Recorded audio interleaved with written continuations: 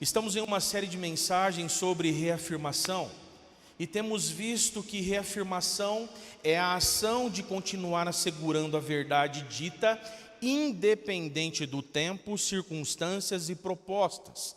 É afirmar de novo o que disse de maneira ainda mais categórica, com mais certeza e convicção.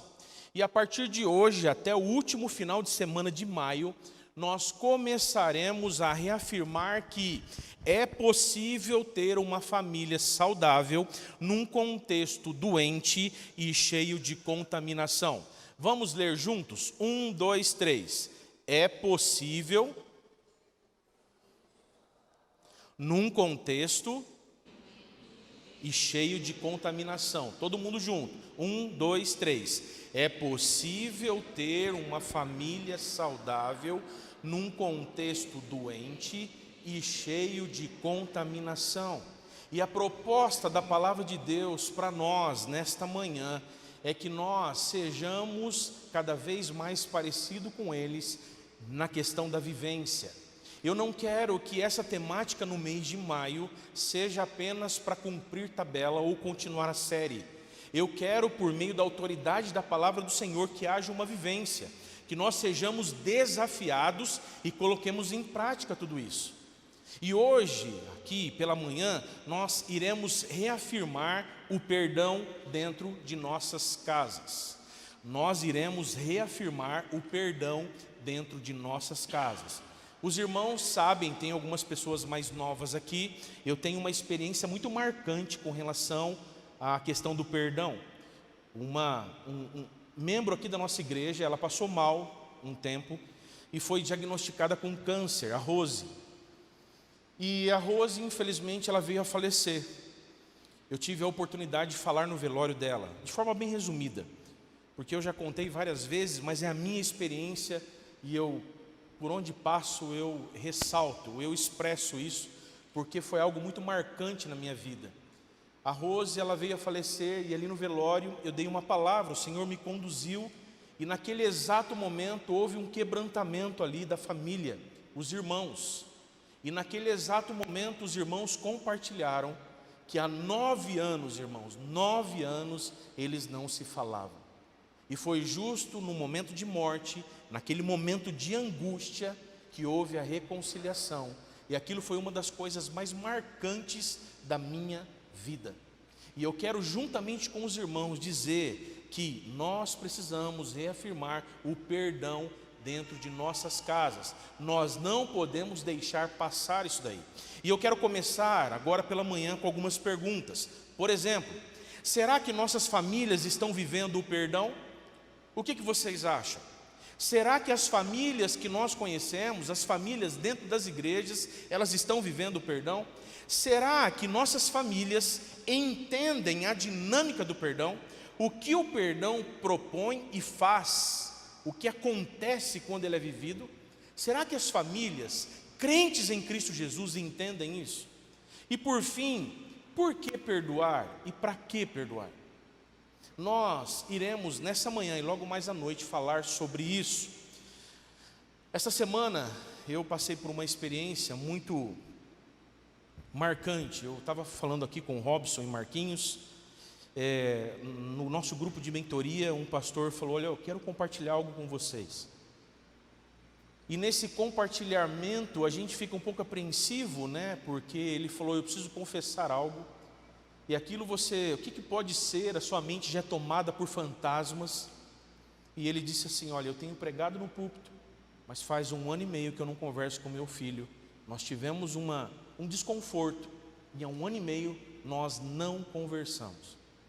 Mas a palavra de Deus, ela é tão extraordinária que ela falou comigo. E sabe o que eu fiz? Ele contando para nós. Ele sabia o horário que o filho buscava a filha na escola. E nesse exato momento, esse pastor, ele vai para aquela escola, ele sabe qual que é o horário, o filho chega e ele sai do carro, correndo no meio da rua, e ele pula no pescoço do filho, chora e diz assim: perdoa-me. E ele falando isso com lágrimas. Nesse exato momento o meu coração pulsou, e é por isso que eu estou nessa manhã reafirmando a necessidade do perdão dentro de nossas casas. A fisionomia mudou, a fala mudou, o constrangimento no nosso grupo de mentoria mudou, porque o perdão ele faz isso com a gente. O ressentimento não, o ressentimento ele guarda mágoas. O ressentimento passa-se 1 ano e meio e você acha que não foi nada. Pode vir 10 anos e você acha que está tudo bem.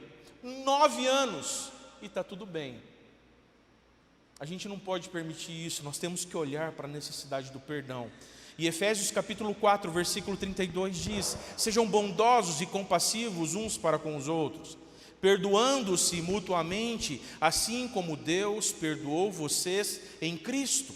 Olha só, irmãos, o porquê falar de perdão e trazer para dentro de nossas casas. Paulo apresenta e conclui o capítulo 4 com essas exortações éticas, práticas da palavra de Deus para nós, crentes que vão aplicar isso em todas as áreas.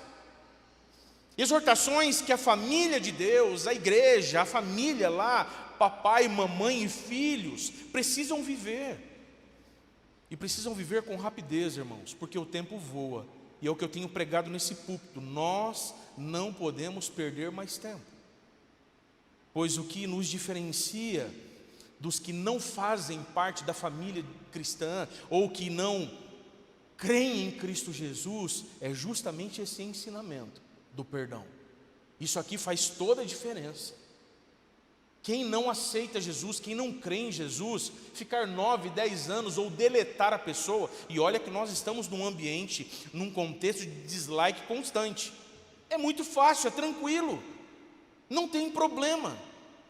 O que nos diferencia é justamente isso, porque nós temos um exemplo extraordinário, desafiador, que foi a atitude de Cristo. A palavra de Deus vai nos conduzir para isso. E aí surge uma pergunta, diante de corações ressentidos, cheios de flagelos por conta de palavras, ações, circunstâncias: por que perdoar? A pessoa me fez tão mal, por que perdoar? A ideia que o Antigo e o Novo Testamento traz de perdão, irmãos, está aqui, pode colocar aí. É levar para longe, jogar nas profundezas do abismo, usar de graça consigo mesmo e com alguém, ou uns com os outros, fazer algo confortável e agradável a si mesmo e a alguém, mostrar-se generoso, bom, benevolente, pois graciosamente restaura a si mesmo e a alguém. Isso aqui é a ideia resumida do Antigo e do Novo Testamento no que se trata sobre perdão. Uma ideia que o próprio Deus deixou claro para a gente, sabe aonde? Lá em Miqueias capítulo 7, versículo 18. Quem é comparável a ti, ó Deus, que perdoas o pecado e esqueces a transgressão do remanescente da sua herança? Tu que não permaneces irado para sempre, mas tens prazer em mostrar amor, de novo terás compaixão de nós, pisarás nossas maldades e atirarás todos os nossos pecados nas profundezas do mar. Se você aqui nesta manhã, você que está no online, não entendeu ainda ou está perguntando por que perdoar, está aqui, de forma simples. Eu não preciso trazer palavras bonitas, articuladas. Eu só preciso que nós, aqui nesta manhã, olhemos para a palavra e coloquemos em prática isso dentro de nossas casas. Eu estou falando, irmãos, de pessoas que têm conhecimento bíblico. Eu estou falando de pessoas que já têm uma caminhada de vida cristã. Eu estou falando de pessoas que abrem, compartilham. Recentemente agora, um pastor, eu compartilhei com alguns aqui, que por um tempo me perseguiu numa cidade que eu fiz parte por 2 anos como pastor. Quando eu olhei para a vida dele, eu falei assim: esse cara é malaco velho, esse cara é malandro. Eu pedi demissão da igreja, irmãos. Esse cara, sabe o que ele fez? Ele me perseguiu. Ele levou a diretoria da igreja a me perseguir. Eu saí daquele ambiente lá machucado, revoltado, mas sabe uma das coisas que o Senhor me mostrou? O Senhor me mostrou que a justiça é minha, André. Eu vejo todas as coisas, André. Então por que está aflito? Irmãos, no meu segundo ano aqui nesta igreja, todos daquela diretoria vieram aqui em Rio Preto pedir perdão para mim. Todos. E hoje eu tenho relacionamento com todos eles. Por mais difícil que foi ver os meus filhos me vendo viver aquela realidade, o ressentimento não me dominou com relação a isso. E essas pessoas, quando vêm para Rio Preto, passam na minha casa, nós tomamos um café, nós estamos juntos. Isso aqui, irmãos, é muito constrangedor. E sabe por que é constrangedor? Porque lidar com o perdão e o ressentimento é algo que vai te desestabilizar quando você abrir os seus olhos. Essa pessoa aí que me fez muito mal, que estava à frente de uma igreja, ele foi acusado agora, recentemente, de pedofilia, um adolescente da igreja. Ele foi acusado agora, recentemente, de homossexualismo. Uma pessoa saiu lá do Rio de Janeiro, quando descobriu que ele era um pastor, foi nessa determinada cidade, fez barulho. Esse cara aí estava comigo num quarto de hotel. E aí ontem eu vi uma foto dele realizando um casamento. Como você lida com isso, meu irmão, minha irmã? Como você lida com isso? Você percebe que o ressentimento te bate à porta constantemente? Você percebe que o senso de justiça próprio constantemente vai querer te dominar e vai querer trazer para suas mãos um controle? Aí, ó, tá vendo? Coloca na rede, faz alguma coisa, manda uma mensagem lá para aqueles irmãos. Aí, tá vendo? Ó, não acreditaram, não pensaram. Olha só, vocês não me deram ouvidos. Irmãos, a gente não precisa disso. O perdão, ele tira todo o controle das nossas mãos, tudo. E nós podemos trazer para a nossa vida, mas como é o foco da mensagem aqui, trazer para dentro das nossas casas. Porque tem muito marido, tem muita mulher que não tem vivido corretamente ou de forma saudável, porque vivem ressentimentos e não viveram o perdão. Isaías 43, 25 diz: sou eu mesmo, aquele que apaga suas transgressões, por amor de mim, e que não se lembra mais de seus pecados. Esse é o Deus que nós servimos. Jeremias 31, 34, pois lhes perdoarei a sua iniquidade, e não me lembrarei mais dos seus pecados. Irmãos, quando nós perdoamos, estamos afirmando que estamos levando para bem longe os erros, o que aconteceu, lançando-os na profundeza do abismo, falando assim: olha, eu não quero isso. Por quê? Porque em algum momento eu vou querer pegar isso de volta, em algum momento isso aqui vai me trazer à memória em alguma coisa, e eu não posso ter isso nas minhas mãos. Uma coisa, irmãos, é você lembrar isso aqui, ó. Uma coisa é você lembrar das marcas, outra coisa é você assumir e querer fazer justiça por conta delas. E o perdão tira isso das nossas mãos. O ressentimento não. O ressentimento fala: você é forte, você pode. Onde já se viu? Por quê? Não permita, vá para cima, confronte, não perca tempo. E o que eu aprendo, olhando para esse texto de Efésios, um princípio só para a gente nesta manhã: que devemos perdoar porque Deus nos perdoou primeiro em Cristo. É simples, irmãos, não tem para onde a gente correr, o texto fala isso para nós. A gente não precisa fazer firula nenhuma, é só olhar para o texto. Aqui está o privilégio dos que aceitaram a Jesus como único e suficiente Salvador e podem viver o perdão. É justamente isso. Quando olhamos para a nossa realidade atual, para o nosso estado de natureza pecadora, para o nosso coração, nós entendemos quem éramos, onde nós estávamos E nós chegamos à conclusão, é isso mesmo, nós estávamos longe de Deus, longe do nosso Senhor e Salvador Jesus Cristo.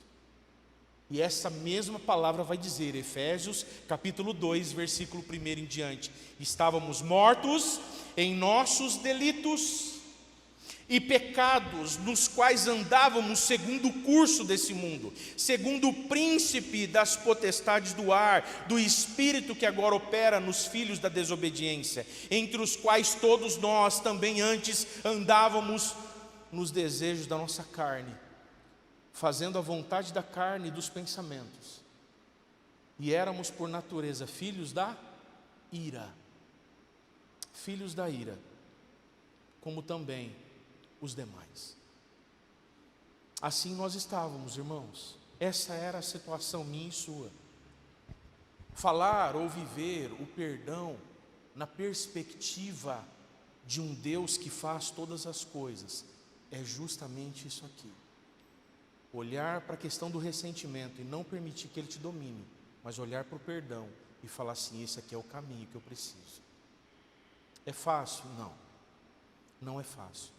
Entender esse princípio, essa dinâmica aqui, é só para os que creem, para aqueles que entendem que são munidos com o fruto do Espírito, porque tem muitos cristãos que falam: não, isso eu não consigo.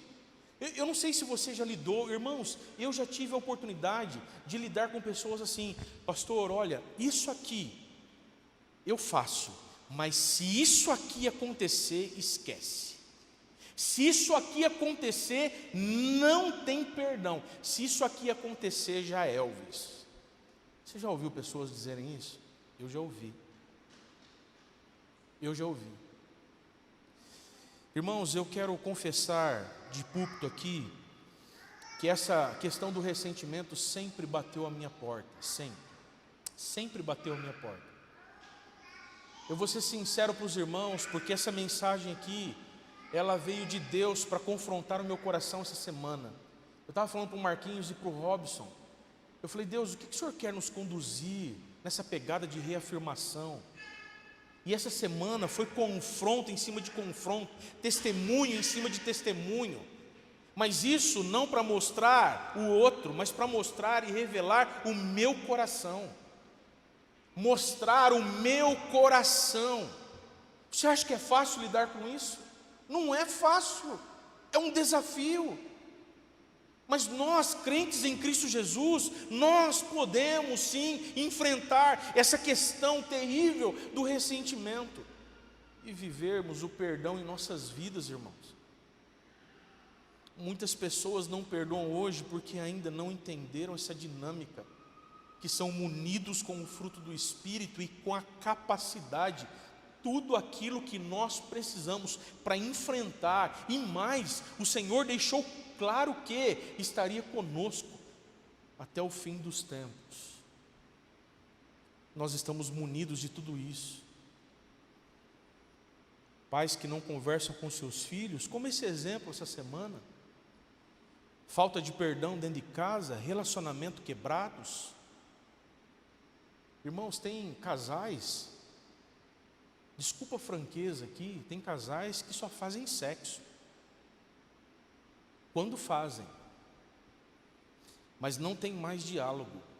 O ressentimento impede.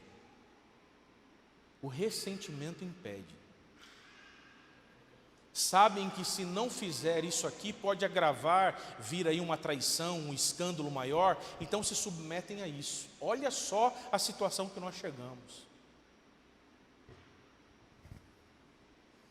O perdão liberta a gente, tira a gente desse âmbito.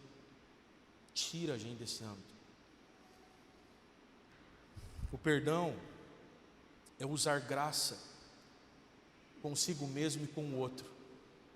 O perdão é você dizer assim: de graça eu recebi, de graça eu darei. É isso aqui. Por isso Paulo, guiado pelo Espírito Santo de Deus, lá em Efésios 4:26, ele vai dizer: quando vocês ficarem irados, não pequem. Apaziguem a sua ira antes que o sol se ponha e não deem lugar ao diabo. Isso aqui é para a vida 2, marido e mulher, família, Isso aqui é para nós, aqui dentro da igreja, aqui, ó. Aqui não tem que fazer firula, não. Você que está no online, entenda isso. Quantos de nós já ficamos desse jeito aqui, mas não cumprindo o texto? Não cumprindo o texto. O sol se pôs. Isso não foi acertado. O apaziguar, Nielson, não aconteceu. Anos se passaram e ainda está lá, remoendo. Eu li uma frase essa semana que, quando não há perdão, o ressentimento domina. E o ressentimento é mais ou menos isso aqui, é você trazer à memória de novo o que aconteceu com você e você trazer ou dar legalidade para quem te fez, ou pelo ato feito na sua vida. E abrir legalidade para esse ressentimento, e ele deixa muito claro, é aprisionamento. Eu achei interessante porque o Marcelo Aguiar, pastor da Igreja Batista, se eu não me engano da Praia, ele disse assim que quando o ressentimento domina, nós chegamos a um patamar tão, mas tão destrutivo, de tanto aprisionamento, que nós nos isolamos e nós não queremos ver mais ninguém. Olha só, isso rouba. Por quê? Porque nós criamos o quê? Barreiras. Irmãos, em nome de Jesus, não permita isso acontecer. Dentro de nossas casas tem barreiras. Dentro de nossas casas tem prisões. Dentro de nossas casas tem quartos secretos que nós mesmos levantamos por conta dessa porcaria do ressentimento aqui. Nós não podemos permitir isso. E aqui eu chamo a sua atenção, minha irmã. De fato o padrão é alto. Fácil nunca vai ser. O padrão não é o pastor André. O pastor André acabou de confessar aqui que ele luta com o ressentimento. O padrão aqui é o próprio Deus por meio de Cristo.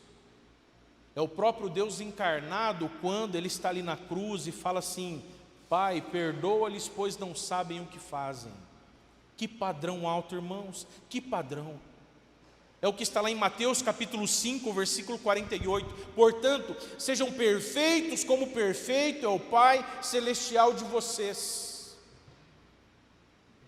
Que desafio, irmãos, para vivermos essa realidade. Isaías 6,3: Santo, santo, santo é o Senhor dos exércitos, a terra inteira está cheia da sua glória. Como um crente em Cristo Jesus, ele lida com um texto como esse aqui: a terra inteira está cheia da sua glória. Agora olha para um tempo de ceia, por exemplo. Olha para um tempo de comunhão. Se um casal é capaz de não viver isso, tomado pelo ressentimento, chegar aqui no ambiente da igreja, ele é capaz de dar um sorriso, de dar um abraço, puxa mais para perto. Nunca fez isso. Passou a semana toda, puxa mais para perto, dá um sorriso, né, meu amor? Se nós somos capazes de fazer isso, irmãos. Mas isso é porque o ressentimento rouba da nossa mente, que nós estamos permitindo que isso aqui seja maior que a glória do Senhor. Nós estamos duelando. É mais ou menos assim: eu estou assumindo isso, Deus. Eu sei que tua glória está aqui, ó, em todo lugar. A tua glória aqui se manifestou nessa manhã na vida da Val, Tiago, aqui, ó, na vida de todos nós, por meio da tua misericórdia. Mas eu quero viver a minha vida, o meu ressentimento. Eu estou bravo. Mas como eu tenho o controle da minha vida, eu não vou mostrar isso. Vem cá, meu amor. Quando entra no carro, o silêncio paira. Quando entra no carro, quando chega em casa, percebe, irmãos, como é desafiador isso?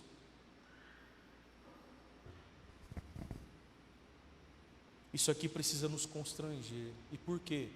Por conta do que eu preguei, a primeira mensagem sobre reafirmação, Romanos capítulo 3, versículo 23. Todos pecaram e carecem da glória de Deus, por conta disso aqui. Pecar significa errar o alvo. Todos nós erramos o alvo e a perfeição, a santidade. Então o que nós precisamos? Voltar para isso aqui. Porque a glória do Senhor permeia, a glória do Senhor está. Nós temos um desafio de viver a perfeição nele. É fácil? Nunca vai ser. Agora olha só que interessante.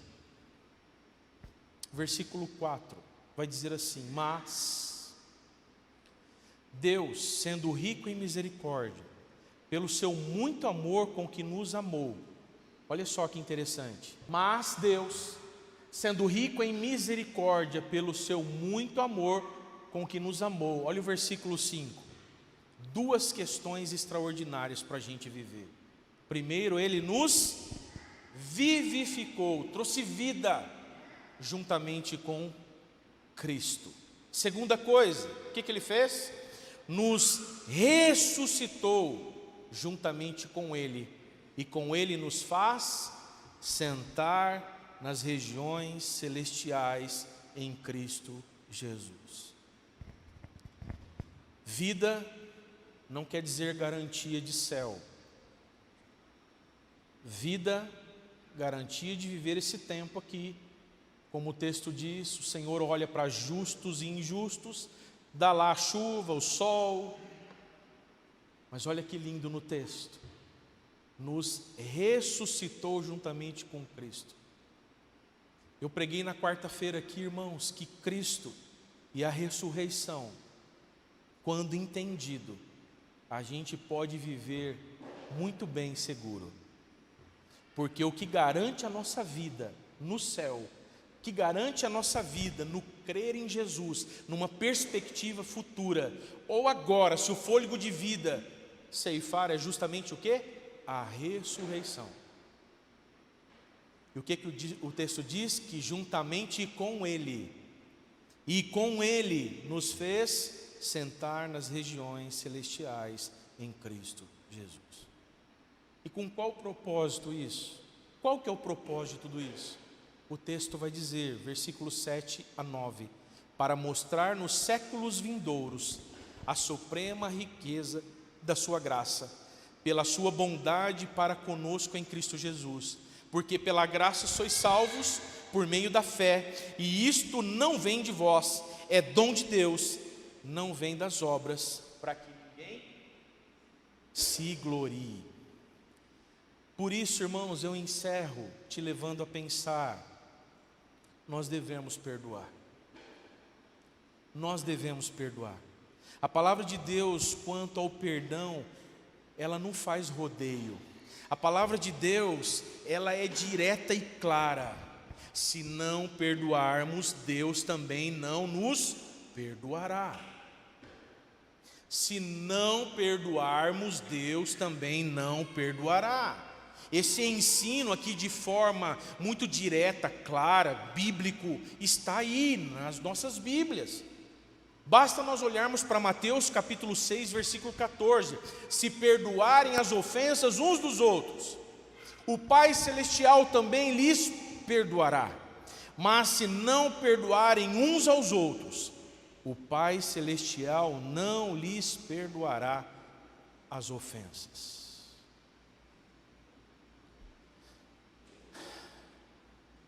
Eu quero louvar a Deus por sua vida, por você estar aqui nesta manhã. Mas como eu queria que toda a nossa igreja, eu sei que alguns não vão assistir culto, estivesse ouvindo isso aqui de forma simples, irmãos, porque não tem muito floreio. Quantos de nós estamos cheios de ressentimento, levantando nossas mãos e dizendo: Santo, Santo, Santo. Quantos de nós estamos cheios de ressentimento, dizendo: Tu és soberano sobre a terra. Quantos de nós, cheios de ressentimento, dentro de nossas casas, não leva a comunhão? Que desafio a vida cristã. Quando você for pregar o evangelho para alguém, não Não trate a vida cristã com mediocridade. Não, não, vixe, vem para Jesus que acabaram os seus problemas. Não, não, não faça isso. Você não tem o direito de fazer isso. Porque talvez quando você pregar o evangelho para essa pessoa, a própria família dela vai se voltar contra ela. Como muitos de vocês, nós sabemos que acontece. Vai perder os amigos. Porque nós temos que pregar o evangelho dizendo assim, olha, servir a Jesus nunca será fácil. Mas eu garanto para você, esse Jesus aqui deixou um ensinamento para a gente, Marta, para a gente viver uns com os outros. O seu choro é o meu choro, a sua alegria é a minha alegria, a sua falta, eu faço parte dela, mas a sua bonança, nós podemos celebrar juntos. Isso é vida cristã. Convido você a ficar em pé nesse momento. E eu encerro novamente com o texto base desta manhã, Efésios capítulo 4, versículo 32. Sejam bondosos e compassivos uns para com os outros, perdoando-se mutuamente, assim como Deus perdoou vocês em Cristo Jesus. Bondade, ser compassivo e perdoar. Que desafio! Mas é possível nós vivermos, amém? Baixa sua cabeça um pouquinho. Senhor Deus, aqui está o teu povo, o rebanho do teu pastoreio. Nós te amamos, Senhor, por quem tu és. Continue falando conosco, Pai, em nome de Jesus. Nós temos um desafio hoje, nesse domingo, o desafio de levantar a bandeira do perdão, ó Pai, e derrubar a bandeira do ressentimento que muitos estão vivendo, que muitos estão levando para dentro das suas casas e fazendo estragos inimagináveis. Senhor Deus, obrigado, Pai, por tua palavra aberta nesta manhã.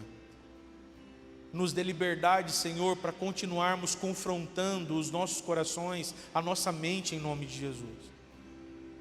Que o perdão aconteça na nossa vida e que o ressentimento caia por terra agora, em nome de Jesus. A começar de mim, Senhor, limpa minha mente e coração. Limpa minha mente e coração. Assim eu oro, em nome de Jesus. Amém.